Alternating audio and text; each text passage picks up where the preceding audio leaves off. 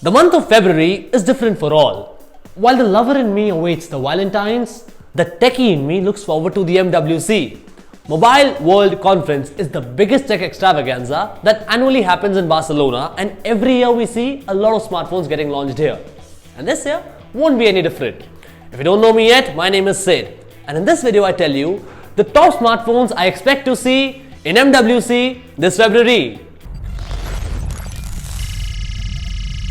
So let's first start by talking about the phone that I personally have been waiting for, and I'm pretty sure a lot of you guys have been waiting for it as well. It is a phone that can create disruption in the budget smartphone market because it has the backing of the brand name Moto, which by the way now is owned by Lenovo. But anywho, the Moto G5 Plus is likely to pack a 5.5-inch Full HD display. It is likely to come with a Snapdragon 625 CPU, which is very power efficient, and it's a good CPU otherwise as well. It also packs in 4 GB of RAM on board. And if the cameras are even as good as the Moto G4 Plus, Xiaomi Redmi Note 4, in my opinion, would lose some market share to this one. Also launching besides this would be the Moto G5, a comparatively affordable variant of the Moto G5 Plus itself. I like the Moto brand for its legacy, but now let's talk about the brand that is a legacy in its own self. Nokia 8 or Nokia P, whatever it might be called, is a flagship that HMD Global would be ousting this year under the brand name Nokia. And just look at the speculated specifications. 5.5 or 5.7-inch Quad HD display, Snapdragon 835 CPU, 6 GB of RAM and 23 megapixels of camera.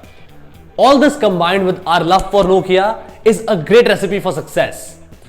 The only thing that can turn this dish sour is poor pricing. So Nokia, watch out for that one. Now Samsung might not be launching the Galaxy S8 at MWC this year, but that does not stop LG from not unveiling its LG G6 here. Well, the reason I bring Samsung up here is because in terms of spec sheet, the LG G6 seems to give a stiff competition to all the Android smartphones being launched this year. A Snapdragon 821 CPU, 6 GB of RAM and waterproofing make it a wholesome package. And cameras and speakers in my opinion have always been superb on LG smartphones.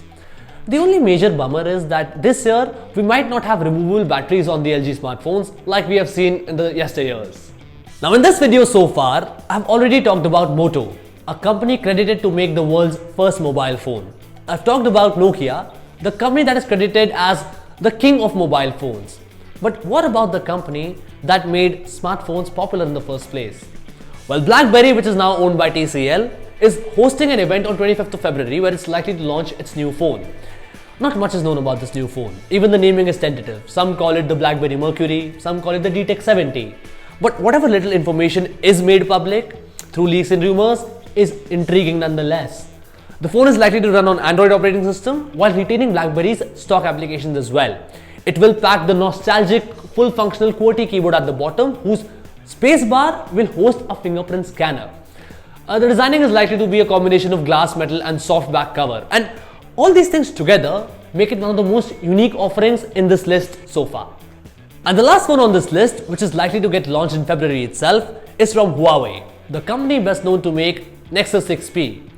Huawei P10, just like Huawei P9, will have dual camera setup at the back, but inside it packs in a Kirin 960 CPU, 6 GB of RAM and a couple of additional features.